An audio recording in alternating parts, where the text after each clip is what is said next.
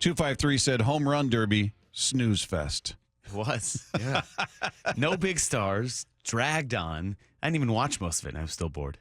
Oh, you didn't watch most of I it? was paddleboarding. Came back, saw the results. All right, good. We got plenty of time.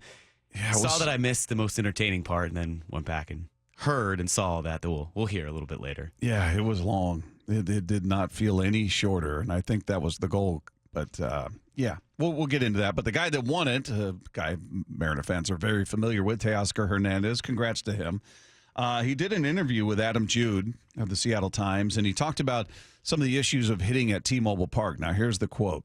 He said, I had a great time. Unfortunately, I didn't feel the way I wanted to feel when I was playing at home. And when I say that, it's not about the fans. It's not about the team or the front office or anybody that has to do with the team.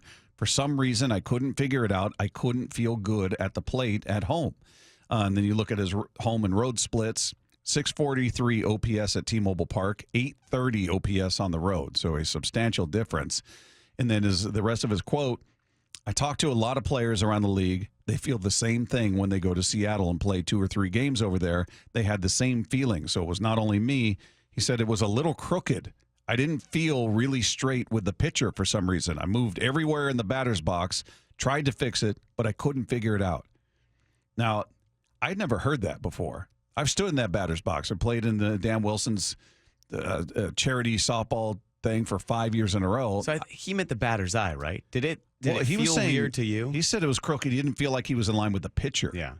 I think that's a perception of the batter's eye because there's the stands that are slanted a little bit. Yeah, I don't know if it's the batter's eye or if he feels like it's legitimately cockeyed or something, which would be weird, and it'd also seem an easy fix if others are saying the same thing. So maybe it is the batter's eye, but he just said he felt like looking at the pitcher like he was not. You didn't feel crooked when you were out there? I wasn't really that focused on that since it's not my profession. But, yeah, it wasn't anything obvious that I felt like, oh, it feels like he's off to my right or off to my left or anything like that. But if it's the batter's eye, it's been discussed, and that's discussed in a lot of places. The batter's eye is a big deal in a lot of parks in terms of it not being what hitters want. But Trevor May on the Rates and Barrels podcast from April says he heard it from a lot of guys that the T-Mobile batter's eye is hard to hit because of the way it's angled. Guys mention things about how they don't like hitting there, and a lot of the mentions, especially from like right-handed pop, is the ball doesn't go as far as I want it to go. Like balls I get are being caught up against the wall, but that doesn't explain the miss as much, and doesn't explain how some guys could hit there and otherwise couldn't. So there has to be something funky, something you can't put your finger on, but you just feel uncomfortable in the box, because I've heard it from just too many guys at this point to be a coincidence or to be isolated.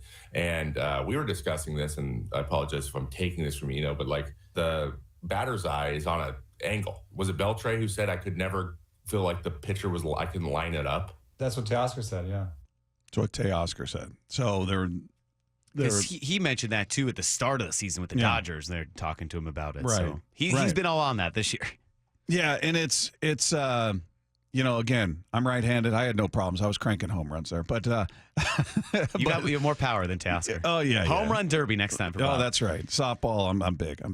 No, in all sincerity, he's the only person I've heard say that. Now Trevor May is saying he's heard lots of. Obviously, he's got access. They're not talking on the record, so they're going to say things that they wouldn't say, to the media.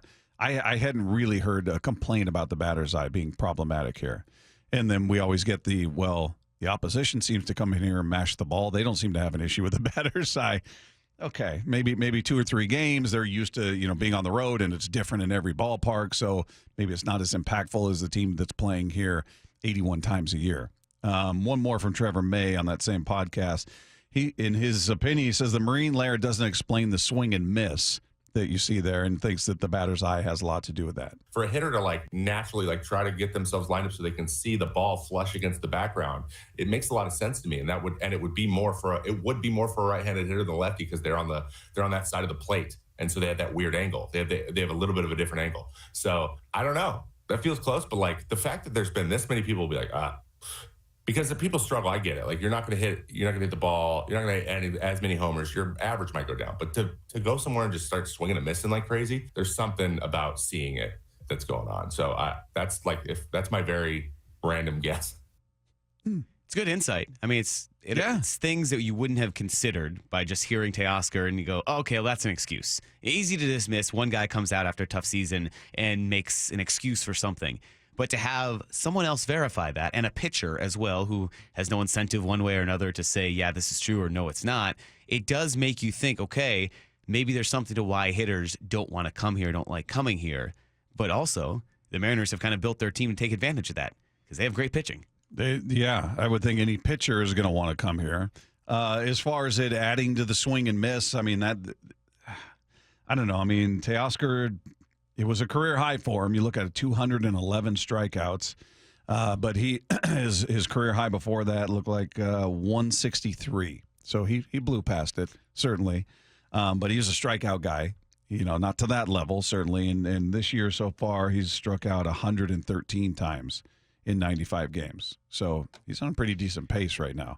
He's a swing and miss guy. Yes, yeah. So it sounds like it exacerbated the problem he already had. Gino, strikeout guy, still that guy.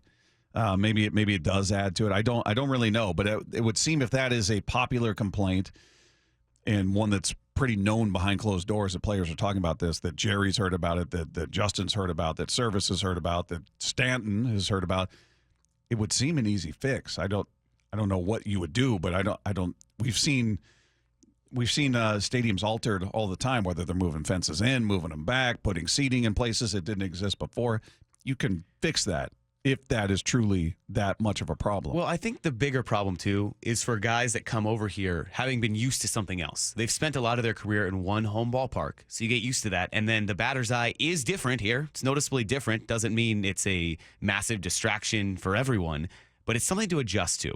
So a guy who's come up through the system, who has never played a home game everywhere else, has enough time to get acclimated to it, it's probably easier to get that out of your head. But Teoscar Hernandez, who essentially spent all of his MLB career with the Blue Jays, you get used to something, you come in here, you struggle more than you're used to, all of a sudden it's in your head, you don't have enough time to figure it out.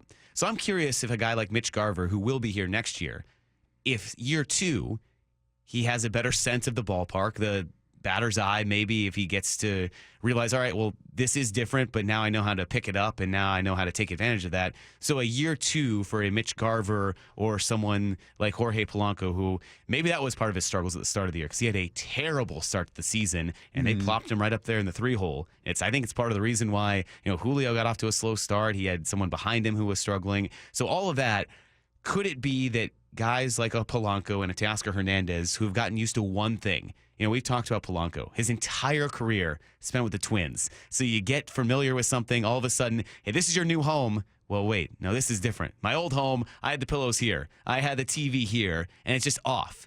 And over the course of a season, you don't really have time to sit there and fix it. It's not like you have exhibitions or scrimmages at home to get used to something. So in the terms of a guy who will be here for more than 1 year, which Teoscar was not, you come back, you say, well, if it's fixed for Mitch Garver, maybe it's not that big of an issue. But yeah, outside of actually reorienting the bleachers or doing something out there in the outfield, getting rid of those seats entirely, I'm not sure what the fix would be. There's not really a fix for it. Yeah, I mean, I think they had trees out there before it was all black. I think there were some trees out there way back. I think the issue is the seats. Remember, the bleachers on top of it, they're slanted. So when you're trying to pick that up and then the slanting bleachers behind you give you another eyesight perspective, I wonder if it's just getting rid of those seats up there because not a lot of places have bleachers up there.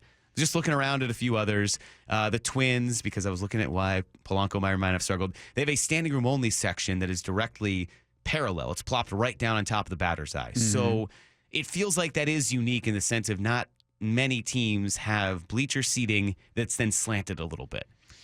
And now we're becoming geometry majors and all that. Yeah, and I feel like we're trying to find excuses as to why people come here and stink. And and very often, more often, when they move on from here, again, you remove Teoscar from that, anybody else is either equally as bad as they were here or not even in the league. So to me, it's more about who they've targeted as opposed to, well, the park was a problem, they left here and they just flourished. That has not been the story, even though Mariner fans tend to look at Teoscar and go, see, Right. people come here, they stink, they leave, and they're great. That's not accurate. Yeah, that's more of, like you said to start the segment. He's got a ton of protection. He has no pressure right Yeah. now when you have Freddie Freeman, Ohtani. We could rattle off the entire lineup, but he's in a great situation. So it's more of the lineup around him. But it's just that this became noteworthy and newsworthy because he wins the home run derby. He says that to Adam Jude. And it comes to the forefront once again about, well, everyone comes here and struggles, then perceived to go everywhere else and they have success.